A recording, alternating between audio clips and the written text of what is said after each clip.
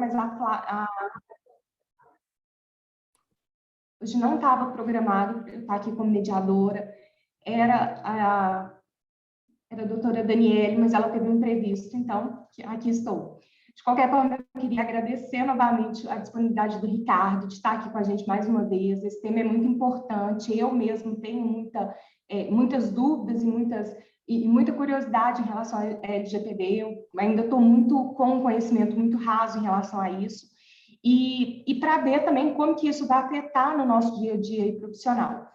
Queria agradecer ao Aurélio, eu aprendi muito com ele e espero, né, o Aurélio venha aí em algum palestrando para a gente, então espero aprender muito mais. Queria convidar para quem ainda não faz parte da AMAD, estiver também aqui ao vivo com a gente ou assistindo essa gravação depois, para se associar. Os contatos estão nas redes sociais da AMAD.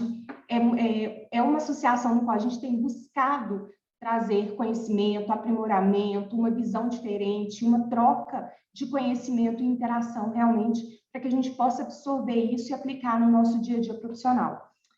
Então, vou passar a palavra para o Aurélio, para a gente dar início aí. Pessoal, boa noite a todos e todas. Queria inicialmente agradecer aí pela gentileza do convite da diretoria, né? Cumprimentar todos os membros, colegas da AMAD, na pessoa da nossa presidente, doutora Elisa, cumprimentar o palestrante da noite, doutor Ricardo Mendes. A gente estava até falando um pouco antes, né, que a gente já se conhece aí de outros carnavais, né, vamos dizer assim, né, da área imobiliária. Doutora Ana Paula também, a gente já tem um convívio aí já antigo também. Então, a gente está realmente numa noite muito interessante, repleta de pessoas, né, advogados, né, profissionais da área imobiliária, que vem atuando nesse segmento, que é um segmento muito importante. E agora a gente visualiza essa situação da interação entre o direito imobiliário e essas novas tecnologias, né? Então, eu penso que é uma vastidão de assuntos que a gente pode tratar, que a gente pode pensar sobre direito imobiliário e novas tecnologias, a questão de provas digitais, contratos digitais. Os cartórios eles vêm passando por um processo de digitalização, já se cogita aí até a utilização de blockchain nos cartórios, né? E por aí vai, né? E a gente não poderia deixar de pensar também nos impactos da Lei Geral de Proteção de Dados no mercado imobiliário, que são muitos os impactos, né? E essa Lei Geral de Proteção de Dados, sobretudo quando ela entrou realmente em vigor, foi quase como que um efeito da época do CDC, do Código de Defesa do Consumidor. Agora esfriou um pouco em alguma medida, mas as pessoas estão já muito engajadas, estão preocupadas com a adequação das empresas e dos próprios profissionais liberais, advogados, de acordo com a Lei Geral de Proteção de Dados. Então, acho que vai ser uma noite de debates, né, muito rica. O doutor Ricardo vai ter aí um tempo para poder fazer a sua exposição e depois eventualmente a gente pode participar, ver se tem alguma pergunta, alguma sugestão para a gente poder interagir com o doutor Ricardo. Obrigado mais uma vez, um abraço a todos e todas.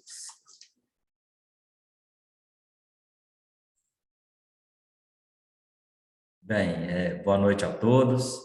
Quero agradecer novamente o convite. Doutora Elisa, muito obrigado pelo prestígio, tá? Doutor Aurélio, fomos adversários, mas nunca inimigos, né? Isso é muito importante na advocacia, que a gente consiga fazer essa distinção com muita clareza, né?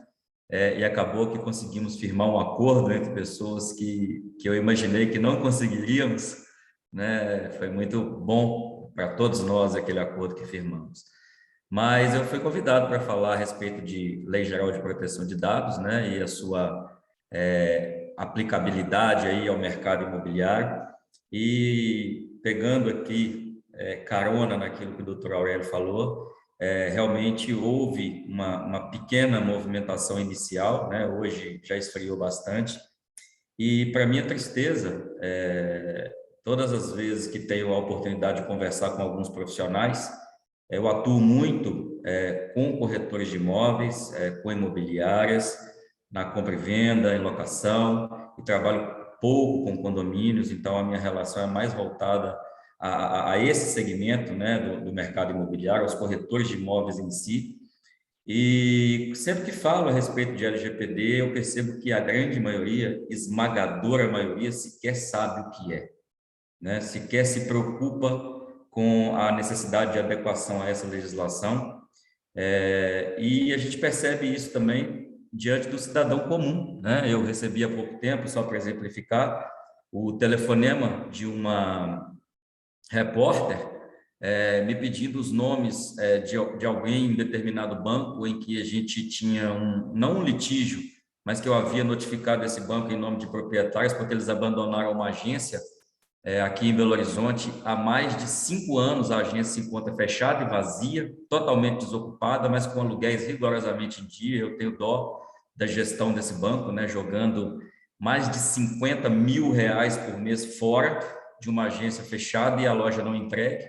Mas essa loja acabou sendo invadida, e é um prédio misto, né, residências e na parte de baixo as lojas, né, que estavam alugadas para esse banco, e de repente eu recebi um telefonema de uma repórter me pedindo com quem eu havia tratado nesse banco, e eu disse a ela: olha, eu não sei se você está sabendo, mas eu tenho um impedimento legal de dividir com você dados que me foram ofertados por essa pessoa, né? Eu coletei esses dados com o consentimento dela, mas eu não tenho nenhuma autorização para transferir esses dados a você e não iria expô-la publicamente numa reportagem de cunho policial, não faria isso. Então, o que eu posso fazer por você se você quiser, me dê o seu telefone, eu faço contato com ela, forneço a ela o seu telefone.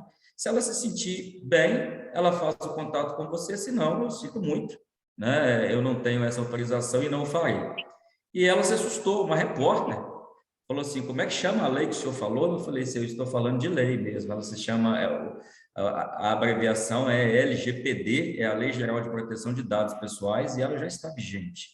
E ela falou assim: nossa, moço, eu nunca ouvi falar, né? Então, alguém da comunicação que deveria estar antenado, que deveria ter informações, não sabia do que se tratava. Obviamente, hoje ela já sabe, mas a gente não vê, né, doutora Aurélia?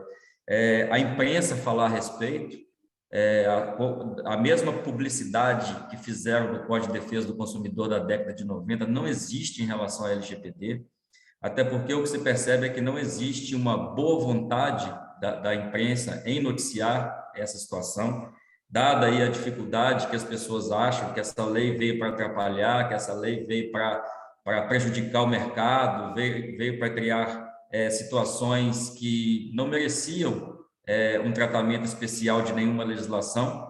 E o que as pessoas não sabem é que nós estamos muito atrás do mundo todo, né? Nós seguimos aí a GPDR, que é a europeia, né, que passou o seu período de vigência, teve início em 2018, né, logo que a nossa lei foi aprovada, no mesmo ano que a nossa lei foi aprovada. A GPDR foi aprovada em 2016 e a vigência total a partir de 2018. Mas nós tínhamos aí países da América Latina que já se utilizavam de legislações relacionadas à proteção de dados pessoais, talvez já ultrapassadas, né, em razão do tempo. Nós temos o exemplo aqui do Chile, que trata dados pessoais desde 1999, nós temos a Argentina, que trata dados desde o ano 2000, e parece que hoje, depois de nós, só o Paraguai ainda não deu início a esse importante marco, né, digamos assim, porque dados pessoais são muito relevantes, muito importantes para nós, para a nossa sociedade. Se entendêssemos a importância deles, entenderíamos realmente que essa lei é de grande valia, né? E eu gostaria de inicialmente, então, falar disso, dessa necessidade que a gente tem de abordar mais esse assunto, em outras oportunidades, de maneira mais profunda, com técnicos, né? Eu vou pedir licença ao doutor Aurélio, que eu sei que é um especialista em novas tecnologias, para não me valer de termos de informática, porque eu estou falando aqui com meus colegas advogados, né? Quero mostrar para eles e para quem tiver interesse a legislação, vou passar pela legislação, dos principais pontos que ela tem, e depois trazê-la para o nosso foco, que é o mercado imobiliário, e eu vou fazer isso me valendo daquilo que eu tenho de expertise, né? Eu vou trazer voltado para a locação, voltado para a compra e venda, mas a gente pode conversar ao longo desse bate-papo sobre dúvidas relacionadas, até para a gente possa formar juntos aqui no final uma conclusão que seja interessante para todos e que acrescente algo para todos que estão presentes aqui, tá? Eu vou então dividir com vocês a minha tela para dar início a essa pequena apresentação que trouxe.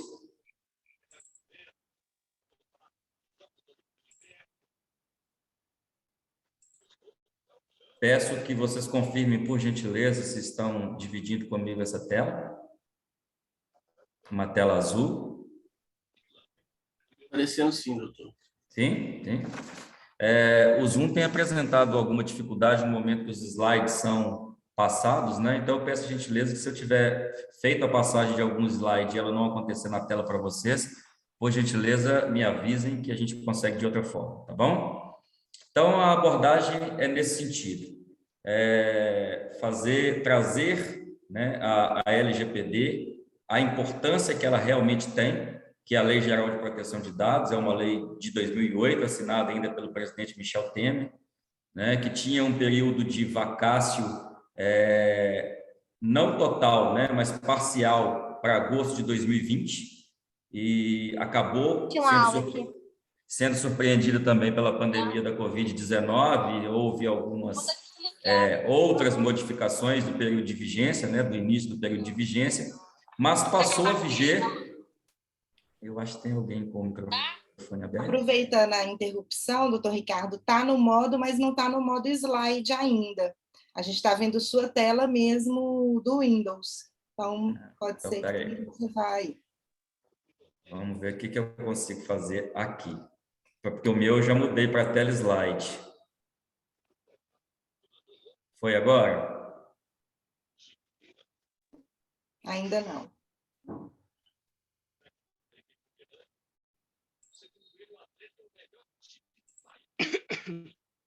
Eu estou achando que eu não vou conseguir. É exemplo do que aconteceu comigo num curso recente que eu ministrei, em que eu acabei tendo que concluir a apresentação me valendo mesmo da minha tela, tá? Se não for nenhum problema para vocês, se não estiver incomodando, eu vou prosseguir assim para a gente não interromper muito, tá? Não, para nós. Tá tudo bem?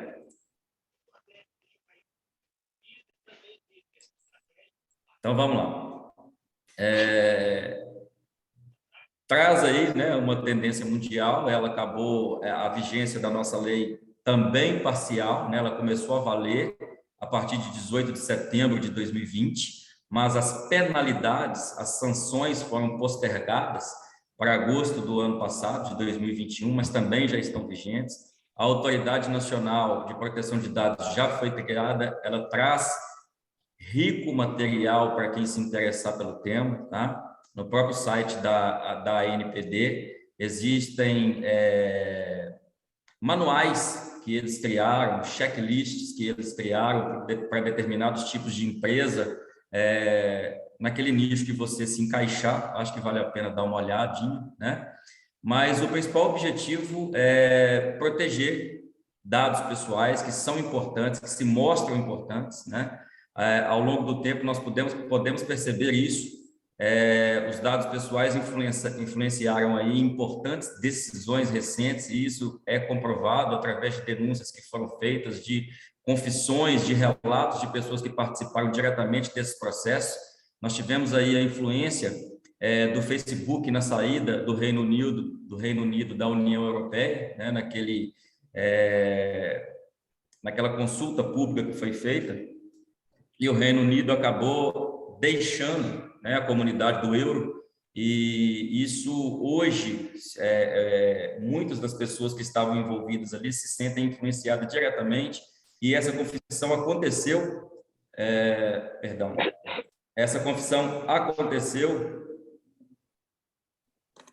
aqui fica mais difícil, né?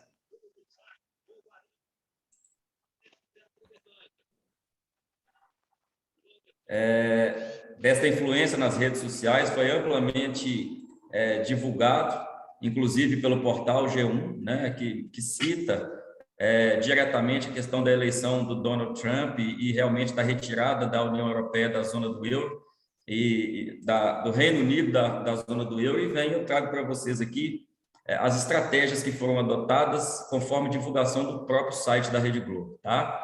A estratégia da campanha daqueles que eram a favor da saída, né, do Reino Unido da União Europeia, foi dito que você pode pedir ao Facebook: eu quero focar especialmente, por exemplo, nos pescadores de determinada área do Reino Unido, e dizer para eles, nas publicações que os alcançavam, com a utilização dos algoritmos, da inteligência artificial que existe aí nessas grandes tecnologias, que se eles saíssem, se eles votarem pela saída, eles poderão mudar regulações estabelecidas pela indústria da pesca naquele país, que eram pesadas, que eram restritivas, e que eles poderiam conseguir melhorar a situação deles. Então, quando você acessa a sua rede social e você consulta, por exemplo, se você é a favor do governo, ou se você é contra o governo, e você começa a ver demais aquilo que te interessa, passa a aparecer para você somente aquilo que te interessa. Você deixa de ter acesso ao outro lado do que a rede social divulga, tá? Sem querer fazer nenhuma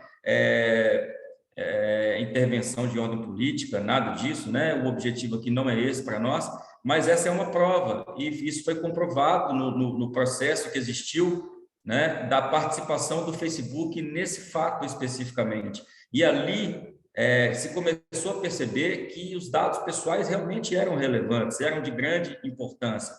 E nós tivemos também, na campanha do Trump, né, o diretor de publicidade do próprio Partido Republicano, que foi à imprensa e disse que, se você está no Facebook, ele pode chegar até você e colocá-lo no grupo que lhe interessa que você participe. E, para isso, essa campanha investiu só no Facebook $70 milhões, né? Então, quanto o Facebook faturou e fatura, entendendo a importância dos dados pessoais, que as pessoas têm muita dificuldade de compreender e muitas vezes não compreendem, né? Se a gente pensar bem, nós estamos todos os dias ali no Instagram, no Facebook, em outras redes sociais, e é de graça, né? Até que agora criaram alguma coisa paga, mas quando começou era tudo gratuito, e a gente não entendeu que éramos nós as mercadorias, né? O que tinha de mais valioso ali era aquilo que a gente espontaneamente fornecia para esses sites, para esses aplicativos de internet. E a gente fazia espontaneamente, e eles se utilizavam da forma que melhor desejavam. Não havia um regulamento, não havia um regramento, eles não tinham a obrigação de tratar dados. De repente eles fechavam tudo, de repente eles bloqueavam algumas contas porque achavam que o conteúdo deveria ser ou não bloqueado. De repente começaram a bloquear até mesmo sem nenhum conteúdo que agrida a quem quer que seja, né? Então essa legislação ela é importante, porque se o Facebook e o Instagram são das maiores empresas, aliás, uma empresa só, né, que existem no mundo hoje, é porque a mercadoria que eles carregam com eles é realmente de muito valor, né? Existe uma frase de um CEO da Mastercard, que os dados são o novo petróleo, né? Não há nada mais valioso do que isso. E nós tivemos aqui no Brasil também alguma especulação ainda, né, de que contribuiu também para a eleição do nosso atual presidente. De uma forma ou de outra, as redes sociais, seja fake news, não seja fake news, ela contribui para que tudo aconteça. As decisões se tornam mais difíceis, pessoas ainda pensando em não vacinar os próprios filhos, porque não sabem realmente em que confiar, porque encontram todo tipo de informação, e aí tem que perguntar para médicos que são próximos, médicos que são amigos, que são parentes, o que fazer, para que a gente possa tomar uma decisão com segurança, porque na internet se vê de tudo, né? E a gente precisa entender quão rico é esse mercado, quão importante são os dados pessoais para as pessoas, até porque nós todos hoje, quase sem exceção, somos cidadãos digitais, né? A nossa vida profissional, inclusive, ela está ali nas nossas redes sociais. Eu atuo muito mais do que na advocacia de grande escala, de larga escala, com pequenos clientes, mas o meu foco principal é mesmo o magistério, né? É mesmo o treinamento, a capacitação voltada para esse público. O meu interesse em aprender é sempre para que eu possa replicar aquilo que eu aprendo, não só atuando como advogado, mas atuando como professor, atuando no magistério. Quase tudo meu está ali. E em plena Covid, no início da Covid, em julho do ano passado, eu fui infectado. E no mesmo dia que fui infectado, tive minhas redes sociais bloqueadas. Eu não faço nenhuma postagem de ordem política, nunca fiz. E tentei o contato com o Facebook, porque aquele momento para mim era de vital importância, porque eu estava em casa, acamado, e eu precisava atuar de alguma forma, eu precisava gerar conteúdo, né? Porque é o que vende, digamos assim. E eu não conseguia fazer, eu tive que ajuizar uma ação contra o Facebook. Tão logo ajuizei a ação, o Facebook desbloqueou a ação. E eu pedi também, imediatamente, eu não tinha interesse em danos materiais de ordem nenhuma. Eu pedi, na mesma hora eu concordei, fiz um pedido de desistência da ação, o Facebook concordou, o processo foi extinto, meu interesse era tão somente recuperar as minhas redes sociais. Tanto é que hoje eu tenho duas, e uma delas eu não uso, mas não consigo acabar com elas diretamente, porque tem algumas pessoas que seguem ali e eu ainda não consegui fazer essa transposição de pessoas.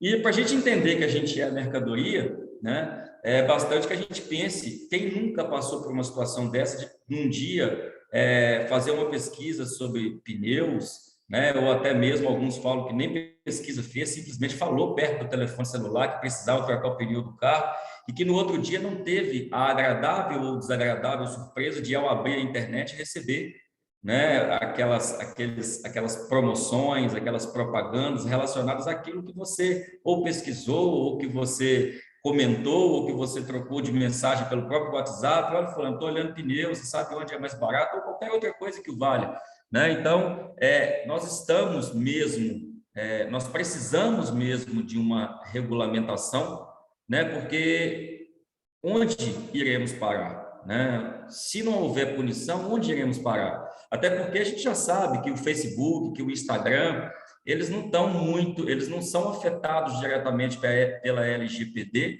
porque ali, quando nós fornecemos todos os nossos dados, nós já fornecemos espontaneamente, né? Se eu quiser acabar com a primeira finalidade, a mais simples dela de tratar dados, é o consentimento. Se eu quiser acabar com o consentimento de utilização dos meus dados, é claro que eu perco a minha conta, que eu tenho que encerrar a minha conta do Instagram, a minha conta do Facebook, e essa não é a minha intenção, né? Então, a gente realmente está sujeito a isso, é a prova de que somos manipulados, somos controlados, né, pela tecnologia, que é muito bem-vinda e que eu não vou me valer aqui, como já disse anteriormente, da utilização de termos técnicos, né? Mas a gente percebeu uma coisa muito importante em relação à LGPD, que cada site que se abre diariamente, existe hoje uma política de cookies, né? Que são aquelas, digamos, pequenas pílulas que armazenam as suas informações de pesquisa para, por outro lado, te ofertar produtos da mesma natureza que você pesquisou, né? Então, hoje, a maioria esmagadora de sites, quando você acessa, aparece lá e ninguém tem o cuidado de ler.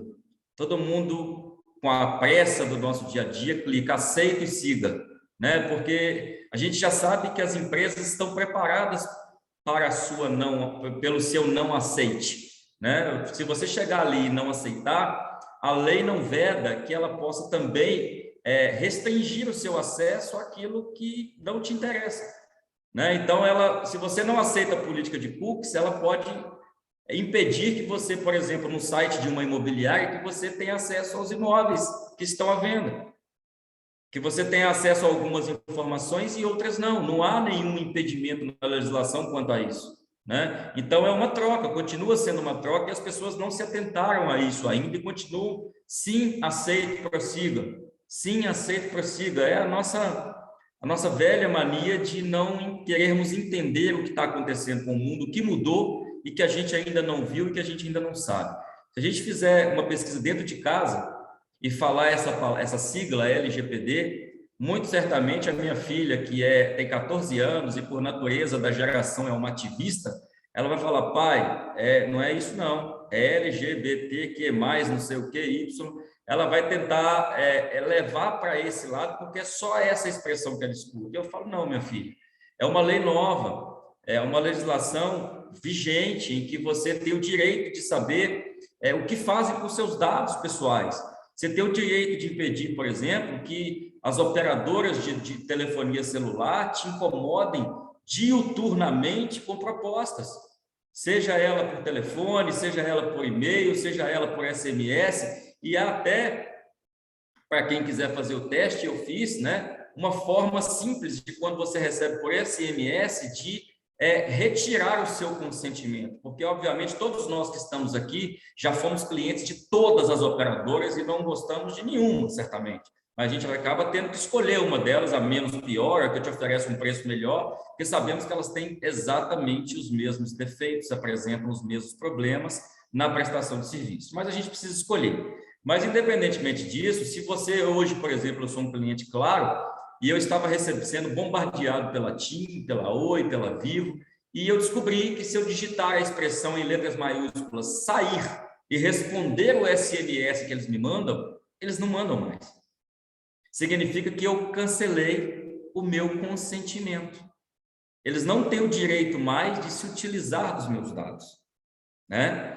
Mas eu tentei fazer o mesmo com a Claro, e quando eu digitei sair e mandei, a Claro me respondeu: operação cancelada. Porque, como eu sou cliente dele, para que eu cancele o consentimento, tendo em vista que eles tratam meus dados por outra finalidade que não o consentimento apenas, né, eu não tenho o direito de fazê-lo, a não ser que eu cancele, em primeiro lugar, o meu contrato firmado com a Claro. Então, deu certo. E o que eu faço quando recebo por telefones? Eu digo para as pessoas: olha, eu não quero mais, você conhece a Lei Geral de Proteção de Dados, com base nela, eu estou cancelando o meu consentimento, eu quero receber uma gravação da ligação. E lá também o operador não sabe do que se trata, né? Então, é importante que a gente entenda isso. Nós estamos todos sendo monitorados, nós estamos todos, quando fornecemos espontaneamente nossos dados, nós damos à outra parte o direito de se utilizar deles, mas hoje nós também temos o direito de ter esses dados tratados e protegidos. Quando a gente fala em tratamento de dados, a gente relaciona diretamente à proteção. Contra o quê, Ricardo? Contra o uso indevido, o uso irregular, contra o vazamento desses dados. E as pessoas precisam se adequar justamente para atender aquilo que a Lei Geral de Proteção de Dados trouxe, né? Ela criou regras. O que é que eu, enquanto titular desses direitos, você tem a obrigação de me ofertar quando eu te forneço espontaneamente os meus dados? Algumas informações a lei estabelece que você tem que me dar, e nós vamos falar delas e vamos focar nisso dentro daquilo que a gente trata no mercado imobiliário, tá? Os objetivos da legislação, apesar de pouco difundidos, é realmente dar a nós, enquanto titulares, né? Porque a lei, o Código de Defesa do Consumidor, ele é mencionado na LGPD, né? Ela também se baseia na defesa do consumidor, portanto, ele é aplicável a esse tipo de caso, e a gente espera uma enxurrada de processos, como aconteceu na época do Código de Defesa do Consumidor, em que as pessoas saíam de estabelecimentos com aqueles equipamentos que tinham alarme, torcendo para que aquilo disparasse, para que um troglodita viesse do segurança da loja, que pegasse pelo braço, que expusesse a pessoa a vexame, para que ela pudesse pedir indenização por danos morais. Quantas e quantas pessoas eu conheço falam assim: ó, a operadora tal colocou meu nome, negativou meu nome, né? E você não vai fazer nada? Não, eu vou esperar eu ter um problema, quando negarem o meu crédito, eu vou processar e pedir dano moral. Essa fábrica existiu. Eu ainda não era advogado, obviamente, eu tenho 46 anos de idade, nessa época eu era uma criança, né? E uma adolescente. Então, mas existiu essa fábrica e existe até hoje. Todo mundo que faz um pedido para a criação de uma obrigação, por cumprimento de uma obrigação, acaba terminando o seu pedido com um pedido de indenização. É comum, para ver se dá, para ver se rola, né? E é o que vai acontecer aqui, e é o que já está acontecendo aqui. Então, nós estamos no mesmo viés, essa legislação tem o mesmo viés de proteção do consumidor, né? E de combater, como eu já disse, a utilização não consentida e irregular dos meus dados. Se eu não quero que você me moleste, que você me incomode, mesmo você detendo dados pessoais meus, como o número do meu telefone, o meu e-mail, por exemplo, significa que eu tenho o direito de não ser invadido, de não ser molestado. E se você ultrapassa a minha determinação, eu tenho hoje uma proteção que eu nunca tive. Né? Eu me baseava sempre em pedidos do Código de Defesa do Consumidor e hoje não. Eu posso me pautar na Lei Geral de Proteção de Dados, obviamente aplicada em concomitância, com muitas regras que estão no Código de Defesa do Consumidor, que é uma lei geral, né? Que traz regras gerais, e hoje nós temos, além dessa legislação, uma lei mais especializada no que diz respeito a dados pessoais. Uma lei que só trata disso, diz quem é que tem que fazer isso, quem é que não tem que fazer isso, tá? Ela se fundamenta, principalmente, são vários os fundamentos da legislação, na questão que envolve a privacidade, a inviolabilidade da intimidade, da honra da imagem e na defesa do consumidor, como eu já disse aqui, tá? E a sua aplicação? Por que a gente entende, chegou à conclusão de que o mercado imobiliário estaria obrigado a se atualizar, a se adequar à nova legislação? Porque ela mesma diz onde e quando ela é aplicada e quando ela não deve ser aplicada. E fica muito claro que os operadores do mercado imobiliário, a todo tempo, inclusive nós, advogados, lidamos exatamente com dados de pessoas. E eu, quando recebo de uma imobiliária, por exemplo, o contrato de locação para que eu promova um despejo, eu recebi muita informação importante naquele contrato e eu vou utilizá-la para alguma coisa, portanto, eu preciso tratar esses dados, né? Só que a coisa não funciona de forma simples assim. A LGPD, no artigo 7º, ela traz 10 finalidades possíveis. E nós vamos ver que das 10, pelo menos 6 delas se aplicam a nós no mercado imobiliário. Tá? E a gente precisa entender cada uma delas e o que fazer com cada uma delas. E essa é uma questão ainda muito verde. Ela depende de um amadurecimento maior, né? Porque ainda ninguém sabe, a autoridade demorou a ser criada, qual vai ser o posicionamento dela diante de casos, né? Mas o posicionamento do judiciário, nós já sabemos qual é. Nós já temos processos baseados na LGPD, inclusive um que nasceu prematuro, que é o caso famoso da Cirela, em São Paulo, em que um consumidor foi até lá, comprou um imóvel na planta, em construção, e de repente ele começou a receber inúmeras ligações e ofertas de, você comprou um apartamento de 3 quartos da Cirela no prédio tal, eu tenho um quarto planejado pronto para te ofertar. E essa pessoa começou a se sentir, como assim você sabe que eu comprei um apartamento desse modelo, neste prédio, se eu nunca contei para você? Aí, de repente, recebia outra ligação, oferecendo cozinha planejada e oferecendo financiamento com taxa mais baixa do que a Cirela ofertou. A pessoa sabia até quanto eu investi e quanto eu devia. E, num determinado momento, ele, indignado, bravo, perguntou para alguém assim, mas quem te disse isso? E ele falou, eu sou parceiro Cirela. Só que ele ajuizou essa ação pedindo que essas intervenções cessassem, né? Não mais acontecessem, ele não fosse mais procurado por esses parceiros Cirela, porque ele não se interessava por nada do que estava sendo ofertado a ele, mas é uma ação proposta antes da LGPD. Antes da vigência dela, ele baseou-se somente no Código de Defesa do Consumidor. E ele conseguiu que se cesse esses incômodos, né, que eles fossem cessados, e conseguiu também uma indenização. Só que a decisão acabou sendo revisada, né, pelo Tribunal de São Paulo, dizendo, olha, a LGPD você não pode aplicar aqui, juiz de primeiro grau, porque ela não estava valendo. Né? E o juiz acabou por equívoco, porque não foi citado pela parte, né? Ele extrapolou no julgamento dele e acabou condenando também com base na LGPD. E a condenação no final foi revista, não houve condenação, inclusive, porque o Tribunal de São Paulo entendeu que não havia prova de que aquela pessoa que o incomodou somente era parceiro Cirela, né, foram chamadas pessoas de outras construtoras para dizer que também eram parceiros daquele fornecedor de serviço. Então, o juiz não teve como detectar que a informação sobre aquela pessoa saiu da Cyrela especificamente, tá? E diante da falta de prova, revisou essa decisão. Mas nós temos uma também de Minas Gerais, agora de 2021, em que a empresa foi condenada, e nós vamos fazer uma análise bem superficial dela um pouco mais para frente, mas já existe também aqui, tá? Uma decisão recente do Tribunal de Justiça aqui de Minas Gerais. Quando é aplicável? Quando é realizada a operação por pessoa natural ou jurídica de direito público ou privado.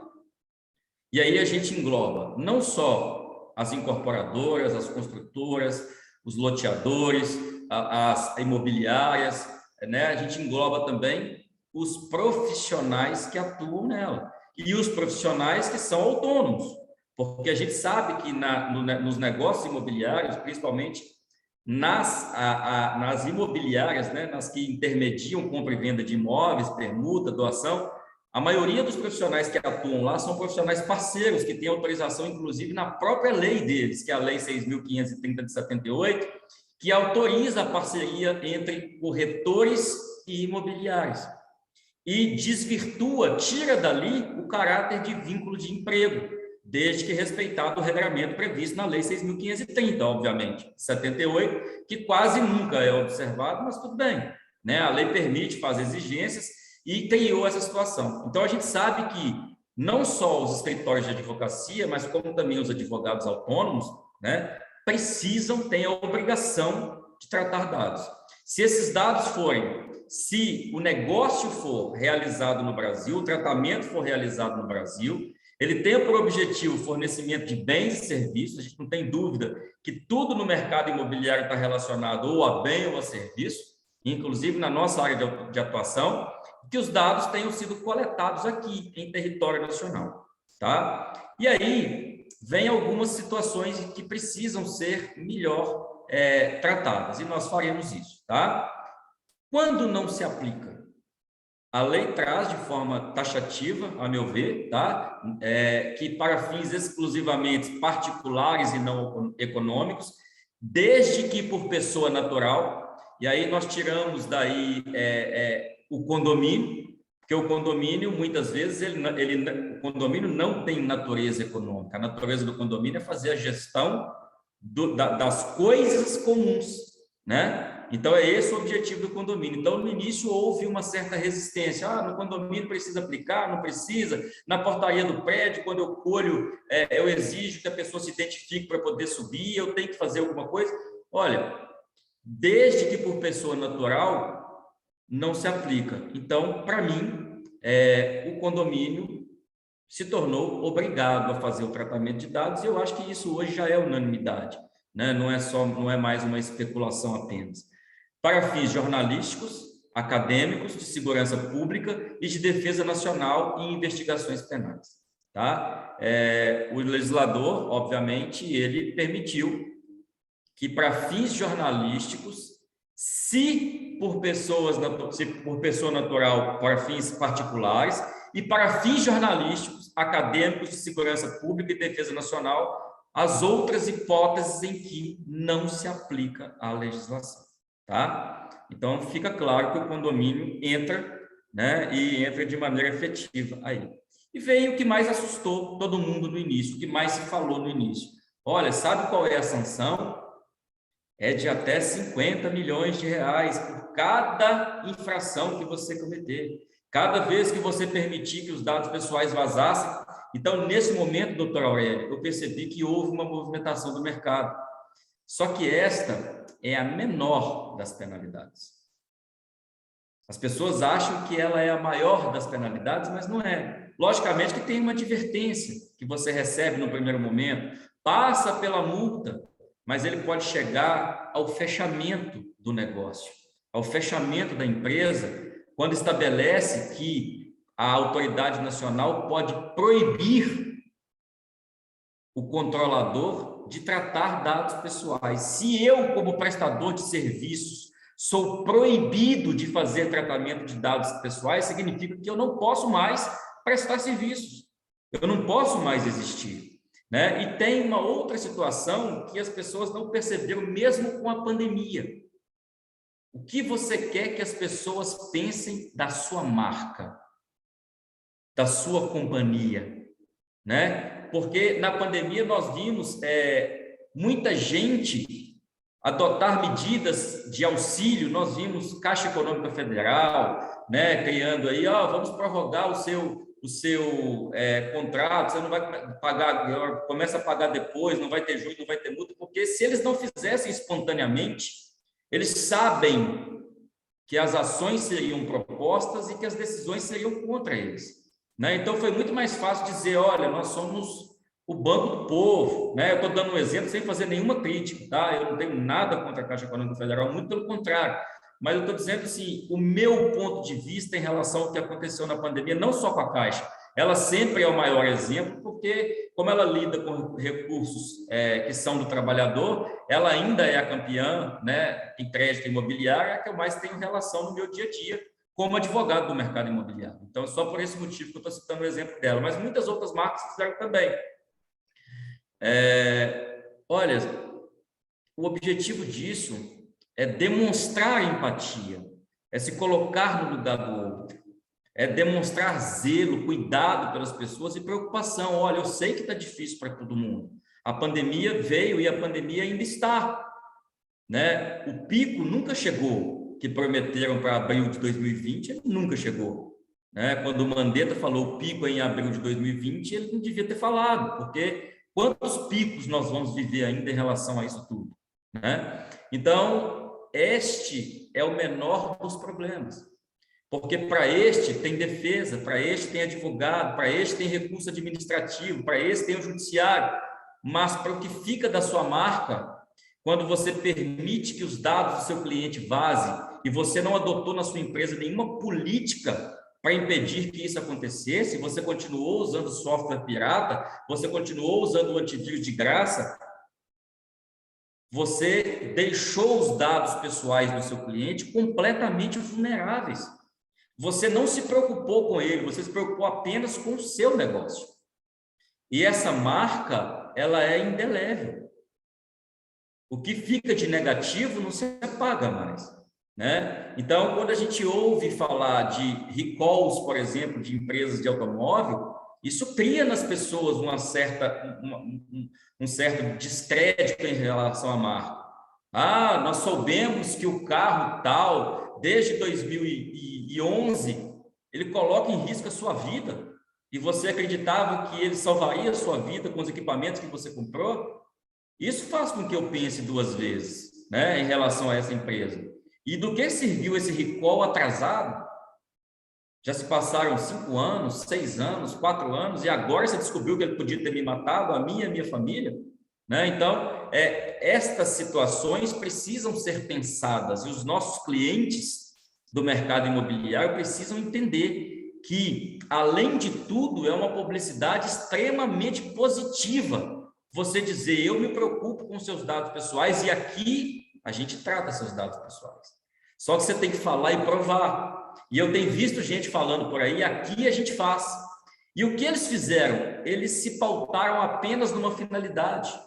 Um grupo de empresas que contratou o mesmo profissional, que analisou somente uma empresa central de todas elas e criou as modificações e disse que se adequou, e não é assim. Não funciona assim e não pode funcionar assim. Nenhuma empresa é igual a outra. Nenhum processo de gestão de uma empresa é igual a outra, a não ser que seja a mesma empresa. Então, quando eu vejo ofertas na internet, pacote de adequação LGPD, R$ 39,00, R$ 79,00, promoção, doutor Aurélio, eu arrepio. Eu me entristeço, né? E eu percebo que as pessoas ainda não deram à situação a importância que ela merece. Não entenderam a importância dela. E onde eu atuo, que é com imobiliárias, eu posso te dizer com segurança, que menos de 30% em Belo Horizonte se adequou. E desses 30% que eu estou dizendo, pode colocar que 15% comprou da internet ou copiou de alguém. Não está pronto, porque o modelo de implementação não é esse. E a legislação é bastante clara quando ela diz o que é preciso ser feito e não se pode abrir mão do que ela exige. Tá? Então, a sanção administrativa é a menos preocupante. As pessoas deviam se preocupar mais com a própria imagem da empresa, quando ela dá importância àquilo que é importante para o seu cliente, que nem o cliente sabe. E a gente usar isso de maneira inteligente, para que se evite discussões, porque os nossos formulários aumentaram de tamanho. E a pergunta que eu faço é: você, por exemplo, numa locação, iniciou o seu processo de tratamento de dados em que momento? No momento do contrato de administração com o proprietário, você iniciou dele? Teve esse cuidado? Qual foi o instrumento que você modificou? O que você criou para isso? E em relação ao inquilino que chegou pela primeira vez na sua empresa para visitar um imóvel? Em que momento você começa o tratamento de dados dele? Você acha que ali, no momento em que ele foi pegar 3, 4 chaves para visitar imóveis, é o momento de você fazer o tratamento como tem que ser, completo? Ou naquela situação ali é bastante o consentimento, que quando ele te devolver a chave, ele pode cancelar. E você não pode mais fazer contato com ele. Mas se ele não cancelar, sim, eu posso. Então, mudou ali o instrumento, o recibo de empréstimo de chave tem que ser mudado. Porque tem que constar ali o consentimento da pessoa, porque se eu retive a identidade dela, anotei os dados dela, que era uma prática comum, não hoje não é mais, mas retia-se a identidade da pessoa que levava as chaves, como se isso fosse evitar algum ilícito. E nada evita ilícito, nada. Quem quer cometer ato ilícito simplesmente comete, cria uma forma e comete. Não é reter o documento. Quantas vezes a gente reteve documento e o documento era falso? E a pessoa foi visitar o imóvel e lá ficou, eu precisei me valer da justiça para reintegração de posse. Né? Então, analisar com cautela é o mais importante para que a gente oriente bem o nosso cliente. Aí o inquilino voltou, gostou e vai preencher a ficha cadastral. Ali, eu brinco muito nas minhas apresentações, é o momento em que o namoro se transforma em noivado, onde todo mundo ainda é feliz. Não que eu não seja feliz no meu casamento, não é isso que eu estou dizendo. Onde a gente ainda não conhece muito os defeitos dos outros. Eu até já conhecia, sabe, doutora Aurélia? Porque eu sou casado com a mesma pessoa que eu namoro desde os 15 anos de idade. Então, nós tivemos uma adolescência juntos, uma juventude juntos, e agora estamos entrando numa velhice juntos, e que Deus conserve assim. Então, eu conhecia bem onde eu estava entrando, mas a maioria das pessoas não. Então, ali é o momento do noivado, é o momento que está todo mundo de bem. Vamos fazer ali o tratamento de dados, junto com a ficha cadastral, meu termo de tratamento de dados vai lá. É a hora que o inquilino assina qualquer coisa que você mandar ele assinar, que você pedir para ele assinar. Ele está feliz, ele está empolgado, ele quer acessar o imóvel, ele gostou do imóvel. Depois que ele assina o contrato, depois que você informa para ele a sua ficha cadastral foi aprovada, o seu contrato está sendo feito, ele já muda um pouco de postura. E aí vem a figura de outros advogados, porque quando você envia a minuta do contrato de locação, ele entrega para o advogado dele analisar. Aí o advogado dele vai ler, e se você fez isso no seu contrato de locação, é só uma sugestão, eu não estou dizendo que eu sou o dono da verdade, é só a minha visão da coisa. Se você colocou o termo de tratamento de dados dentro do seu contrato de locação, o advogado do inquilino vai achar que é cláusula, e ele vai querer discutir essas cláusulas. E ninguém tem o direito de discutir como eu trato os dados. Eu só tenho a obrigação de te informar como eu faço isso. E o que eu adoto para fazer isso. Não está em discussão se você concorda ou se você quer que faça diferente.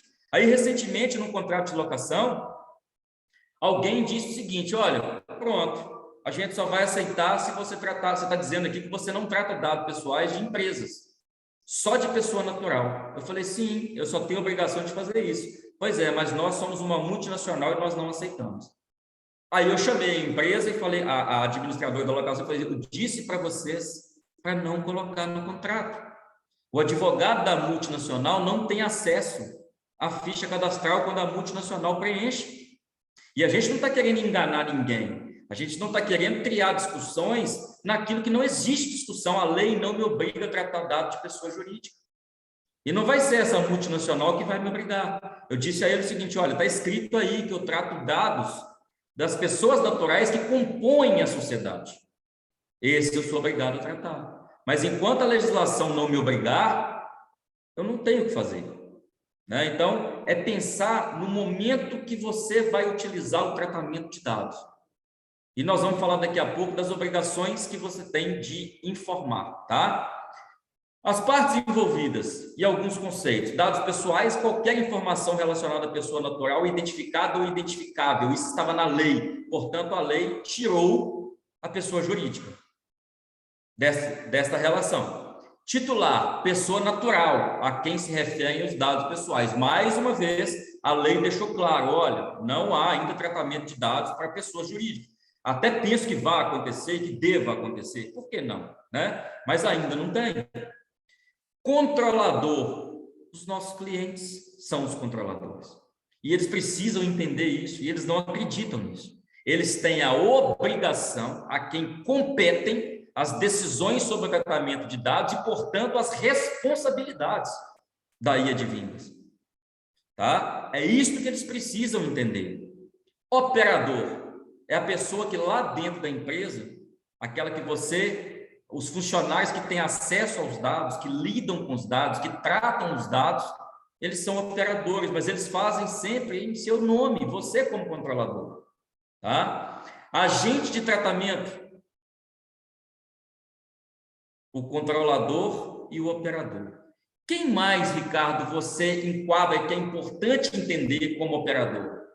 Todas as pessoas que têm acesso aos dados por conta e ordem do controlador. Por exemplo, numa imobiliária, o sistema de CRM, o sistema de gestão, ele é um operador. Então, para que eu faça novos negócios com ele, eu tenho que exigir também, numa formação de conformidade dentro da minha empresa, que ele esteja adequado à LGPD.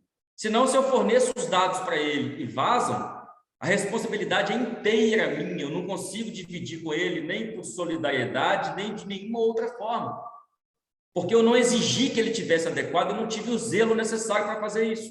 Tá? E, por fim, a lei traz a figura do encarregado, né? O famoso DPO, que aí sim, doutor Aurélio, os cursos são caros. Enquanto chamava só encarregado, os cursos eram baratos na internet. Aí, quando alguém criou a figura do Data Protection Officer, né, que é o DPO, é chique falar, eu sou DPO, e, aliás, é uma das profissões do futuro, de grande remuneração, que é aquela pessoa que atua dentro da empresa, dentro do controlador, junto ao controlador, fazendo uma ponte entre ele, o que ele deve fazer, e a Autoridade Nacional de Proteção de Dados. Toda empresa tem que ter um DPO, Ricardo? Eu penso que não, porque, como eu disse, é um profissional muito especializado, que tem um custo alto, né? Mas ele não precisa necessariamente ter essa denominação. Mas é importante que o controlador entenda que, inexistindo o DPO, ele é o encarregado, além de controlador. Ele vai responder junto à autoridade nacional diretamente, sem que ninguém passe por ele. E é bom que ele busque profissionais para auxiliá-lo nessa adequação, para que ele não cometa equívocos neste momento, achando que é simplesmente, eu vou mudar meu contrato, vou colocar aqui um termo de consentimento, dizendo que você está me dando seus dados, me fornecendo seus dados que eu posso usar do jeito que eu quiser, porque não vale. Nasce morto se é feito assim. Tá? Os principais princípios é uma lei principiológica, né? Ela se baseia nisso.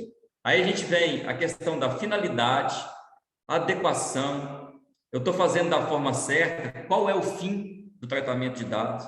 Qual é a necessidade de se fazer? Eu dou acesso aos dados ao titular, ele sabe se ele quiser ver os dados dele dentro da minha empresa, onde ele vai.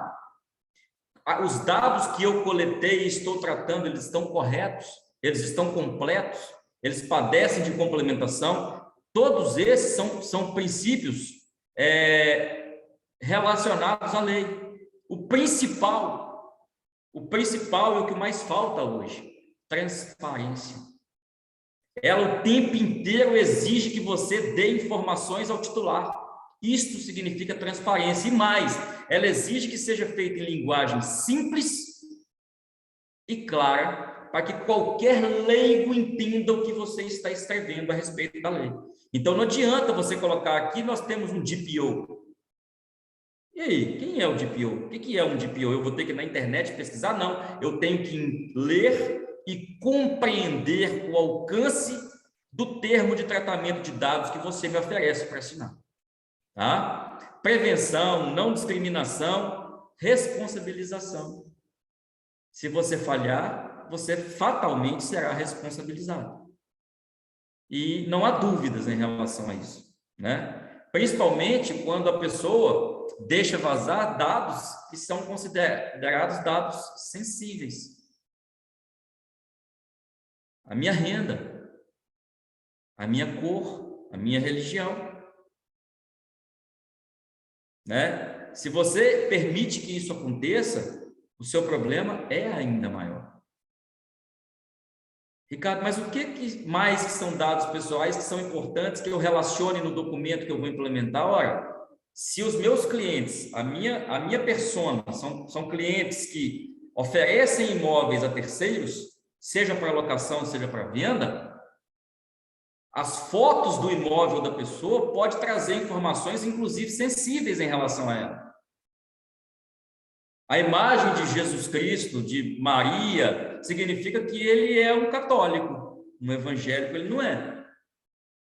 Pode mostrar qual é a condição social daquela pessoa. Então, eu preciso, no meu termo de tratamento de dados, desta autorização para divulgação, inclusive, das fotografias do imóvel. E esse cuidado eu preciso ter sob pena de ser responsabilizado. E aí nós vamos entrar nos requisitos para a gente poder finalizar. Primeiro, que todo mundo se baseia, consentimento. Foi fácil. Eu recebi um contrato uma vez de uma empresa de Portugal, de uma imobiliária de Portugal, que quis me ajudar, um amigo, falou assim, eu tenho aqui, eu aluguei um imóvel em Portugal, vou mandar para você o modelo. Quando eu descobri, porque eu também descobri por acaso que existia LGPD. Eu não sabia dela desde o início, eu sou um advogado do mercado imobiliário. E quando esse amigo comentou na mesa, eu falei, você está falando do quê, companheiro? E isso já era 2019, já tinha um ano que a lei existia. E ele falou assim, não, eu vou te mandar, é um mercado legal e tal, me mandou. E lá em Portugal, o consentimento é suficiente, porque lá estamos na Europa. Aqui nós estamos no Brasil. E o consentimento é suficiente para algumas situações, como eu citei aqui, no momento da visita do imóvel. Eu não preciso tratar, que a pessoa conheça toda a minha forma de tratar dados. Naquele momento, eu só preciso do consentimento dele para coletar os dados e guardar comigo até que ele devolva a chave. Quando ele voltar e a relação se prolongar, aí sim, eu busco outras finalidades que não o consentimento. O artigo 7º traz 10, mas eu preciso tratar de todas elas. E por que essa aqui é ruim? Em primeiro lugar, não pode ser genérica. Se ela for genérica, ela é nula. Ela precisa dizer o que eu vou fazer de qualquer jeito com os dados, né? E ela é revogável a qualquer momento, independentemente da causa. Eu te autorizei hoje e amanhã eu digo não quero mais. E aí, quando eu digo para você eu não quero mais, eu vou dar um exemplo, chega numa imobiliária que vende imóveis com um grupo grande de corretores, que fazem intermediação, desculpa, quem vende é o vendedor, quem compra é o comprador, né? Que faz a intermediação da venda de imóveis, com muitos corretores. Aí, de repente, o cliente liga e fala assim, eu quero tirar daí o imóvel e eu não quero mais que vocês me liguem. Eu estou cancelando, se tiver pautado só no consentimento, o meu consentimento.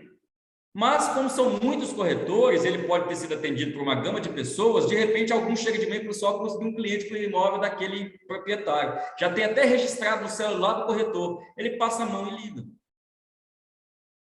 ocorreu a infração à legislação. Houve má fé? Houve dolo? Não, não houve. Houve displicência da imobiliária, que no momento que essa informação chegou, ele deveria ter encaminhado para todos os colaboradores: olha, fulano cancelou o tratamento de dados dele aqui, não podemos mais falar com fulano, alerta máximo. A nossa sorte é que os fulanos ainda não sabem que eles podem nos processar, mas eles vão descobrir. Em determinado momento eles vão descobrir.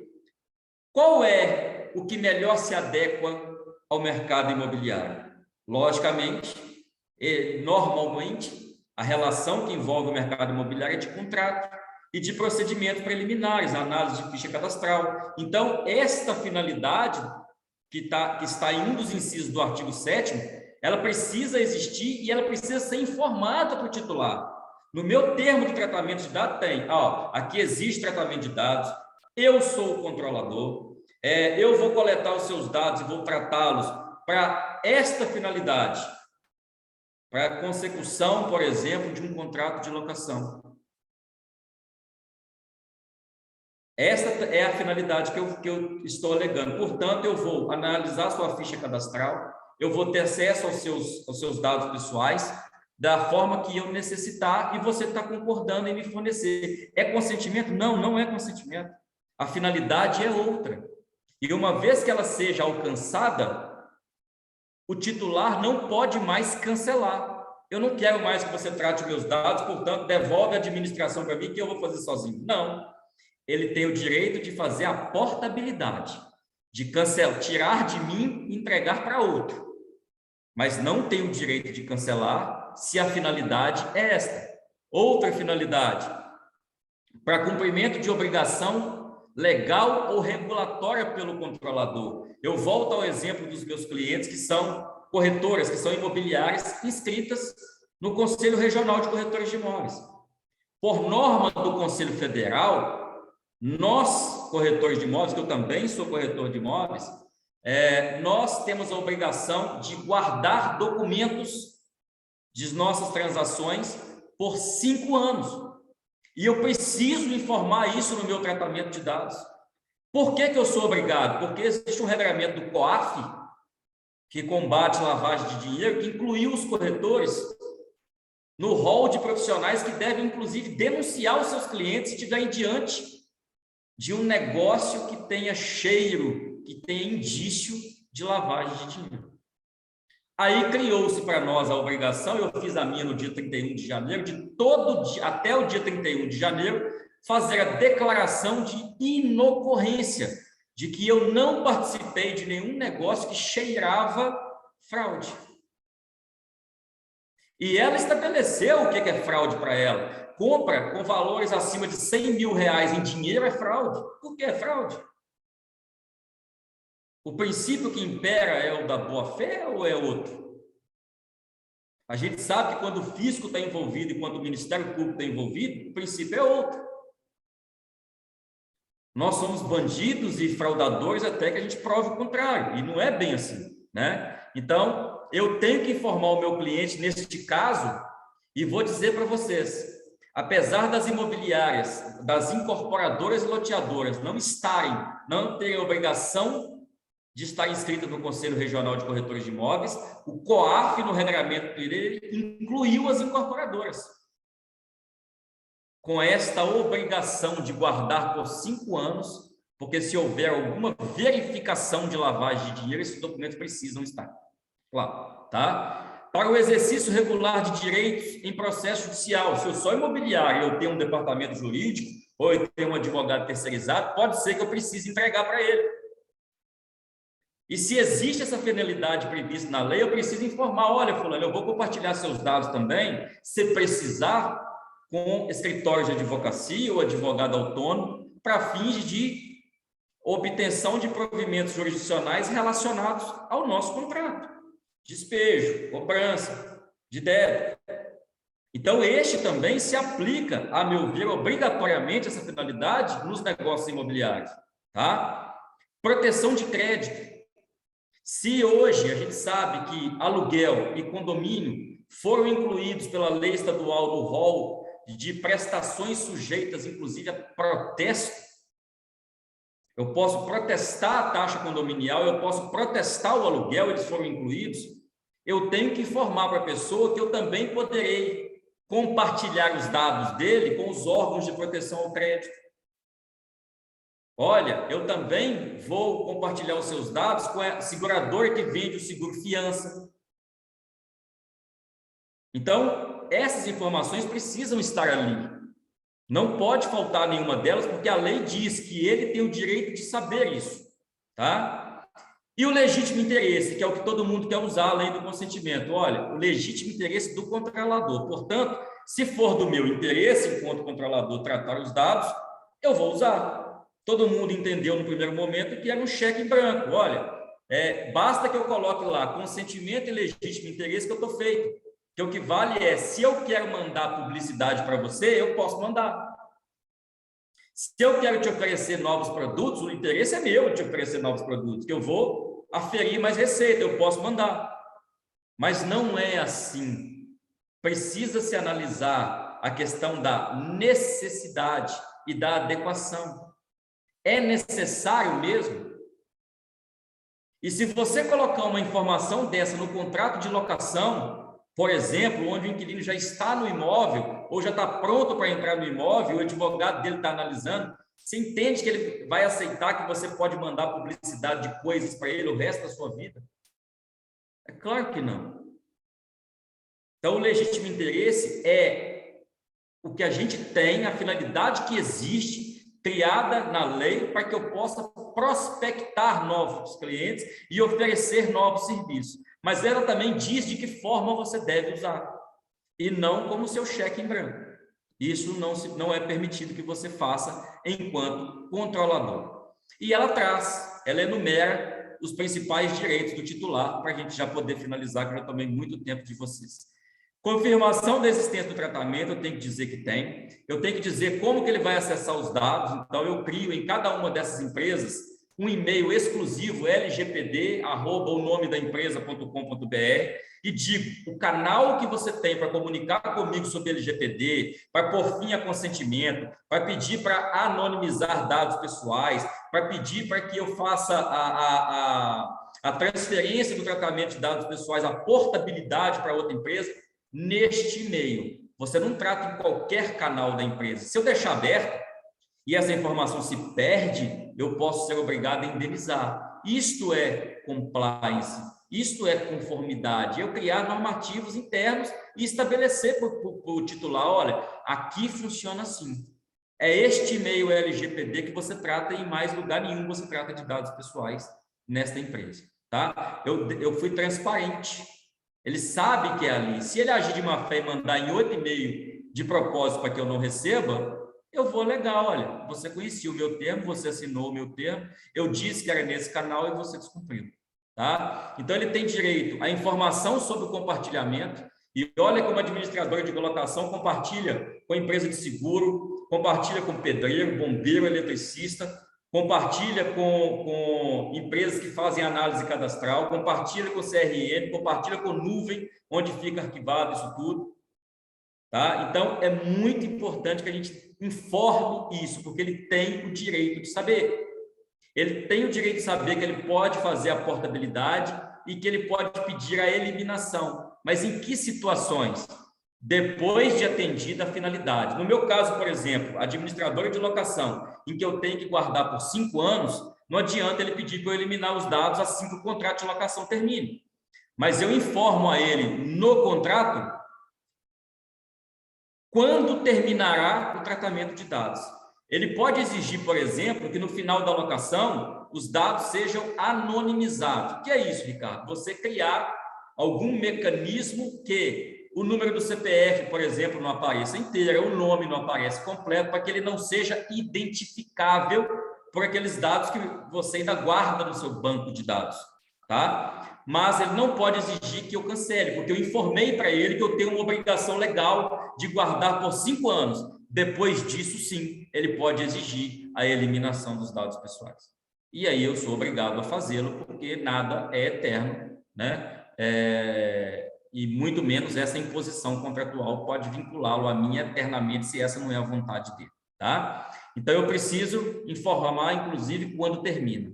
Termina quando a finalidade é alcançada, o fim do prazo que foi estabelecido, por exemplo, no contrato de locação, o titular comunique que quer que cancele, né, que termine o tratamento, ou a autoridade nacional diga: você está proibido de tratar esses dados por qualquer motivo que seja. Terminou para você essa possibilidade, tá? Desde que eu não tenha ressalvado no meu termo as condições que limitam o poder do titular de a qualquer tempo cancelar, e eu preciso fazer isso bem feito para que eu evite problemas para o meu cliente. Nós estamos falando aqui enquanto advogados, tá? Segurança e sigilo dos dados. O artigo 46 dessa lei, eu citei ele aqui, diz que os agentes de tratamento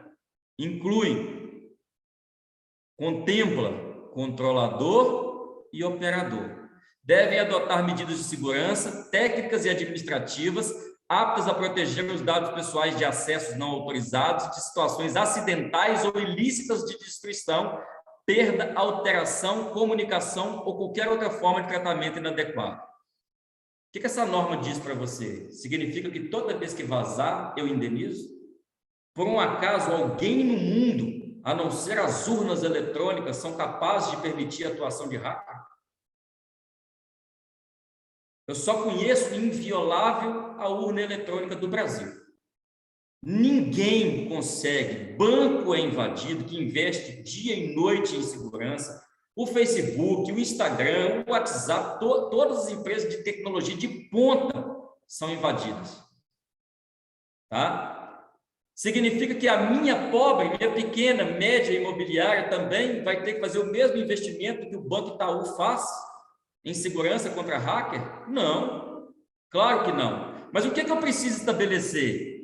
Conformidade, regra. O que a minha empresa vai fazer se isso acontecer? Para auxiliar, inclusive, o titular. Olha, eu me obrigo, por exemplo, a fazer uma espécie de um recall. Eu publico, por exemplo, uma vez no jornal de circulação local aqui em Belo Horizonte, o Tempo, Hoje em Dia, Estado de Minas, não sei nem qual que existe, qual que não existe, porque eu não leio jornal físico mais há muitos anos, né? Eu me obrigo a publicar ali a informação de que houve vazamento de dados da minha empresa e que seus dados estavam lá.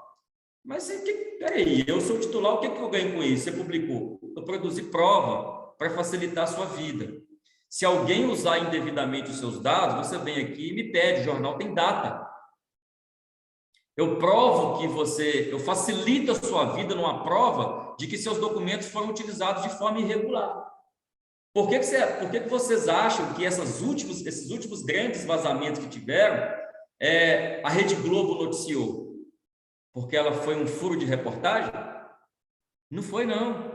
Foi porque essas empresas, no manual de conformidade delas, se obrigam, se o vazamento é nacional, a publicar em mídia de exposição de alcance nacional. E aquilo ali é a publicação que eles fazem. Houve um vazamento gigantesco de dados. O maior vazamento da história de dados aconteceu. E essa notícia não é boa para elas, se a gente pensar na marca. Significa que ela falhou? Não. Significa que ela cumpriu o que ela prometeu cumprir. Mas a regra tinha que estar posta, colocada, porque senão ela deixou de cumprir o que a lei determina. Tá? Então, a gente precisa disso, sempre. Se vazar, qual é a minha obrigação? A minha obrigação, em primeiro lugar, é te avisar de maneira inequívoca que vazou e que o seu pode estar lá. E segundo, eu vou publicar, por exemplo, no jornal de circulação local que vazou e que seus dados podem estar lá, ponto final. Te entrego uma cópia, você guarda com você. Se alguém usar o seu documento depois disso, você pode ir lá e falar assim, no dia tal, a empresa tal publicou que houve vazamento de dados, que ela não pôde evitar. Quando é que você vai ser responsabilizado, então? Quando chegar lá e provar que o seu sistema, que você não exigia, que quem atuava em parceria com você tratasse dados, comprovasse que estava adequado à LGPD, quando você usar software pirata, usar antivírus de graça, usar coisas que não tem, o antivírus de graça, eu acho que até alguns funcionam bem, né, doutor Aurélio? Não estou dizendo antivírus de pouco alcance, que não condizem com o que a sua empresa oferece, com a quantidade de dados que ela trata e a importância dos dados que ela trata. Né? Vamos melhorar o que eu estou falando, porque senão a gente faz uma propaganda negativa, e eu conheço alguns antivírus gratuitos que são bons para mim, por exemplo, que sou um pequeno escritório de advocacia e um professor. Então, para mim, ele resolve o problema. Mas talvez para uma grande empresa ele não resolva. Vou citar aqui a Quinta Andar, por exemplo. Não deve usar antivírus gratuito. Tenho certeza que não, uma empresa de tecnologia de grande porte, né? Então, é importante que tudo isso seja contratualmente demonstrado. Quais são as mudanças? Onde a gente entra? Em primeiro lugar, é individual. Cada empresa precisa do seu. Não acredite em modelos prontos da internet ou de quem quer que seja. Não acredite também que um modelo criado para o seu nicho de mercado vale para todas as empresas. Porque eu já fui advogado de redes imobiliárias e dentro dessas redes, os associados tinham modelos de gestão diferentes. Só compartilhavam suas carteiras. Nada mais. Tá? Providenciar mudanças que, em primeiro lugar, são jurídicas. Adequação de formulários. Eles precisam estar adequados para atender a legislação. Mas a mudança ela é multidisciplinar. Ela engloba também mudanças tecnológicas e mudanças de dados. Tá? E o que muita gente esquece de fazer e se esquece de comprovar para a autoridade nacional? Que é uma obrigação imposta pela legislação o treinamento e a capacitação de todos os colaboradores, ainda que não envolvidos diretamente no tratamento de dados, e principalmente dos operadores, né, para que eles tenham em mente a importância dos dados e a importância do papel que ele tem que fazer para que esses dados sejam tratados e protegidos. Se não houver a capacitação dos colaboradores, a pessoa não atingiu aos requisitos que foram estabelecidos pela LGPD, tá? Então, eu finalizo, falei de uma decisão de Belo Horizonte, de Minas Gerais, né? Eu vou rapidamente só falar a respeito dela. Ela foi publicada em 3 de setembro de 2021, a apelação civil 1.0000.21.082.425, dígito 6/001, tá? Na 17ª Câmara Civil, e o vazamento de dados foi suficiente para a indenização que uma empresa teve que prestar, MS2.com Internet SA, uma grande empresa, a uma cidadã que teve seus dados vazados, tá? E a empresa, em sua defesa, alegou que se outras pessoas usaram os documentos dela para falsificar alguma coisa, por culpa de terceiros, por ato de terceiros, eles não podiam ser responsabilizados. A justiça não comprou essa ideia deles, tá? A cliente, por sua vez, alegou que foi vítima do maior ataque cibernético já registrado no país, vazando os dados pessoais de mais de 2 milhões de clientes, incluindo o dela, pediu a aplicação do artigo 14 do CDC e pediu a aplicação da LGPD, tá? Foi descartada a questão da culpa exclusiva de terceiro e, ora, considerados tais critérios, fixo e indenização de R$5.000, que ele entendeu que foi proporcional para o vazamento de dados, sem contar de que forma a autoridade nacional está agindo em relação a esse controlador que falhou e permitiu o vazamento desta monta, se ele não tiver normas de compliance dentro da sua empresa, tá? Eu termino por aqui e fico à disposição de vocês se quiserem fazer alguma pergunta.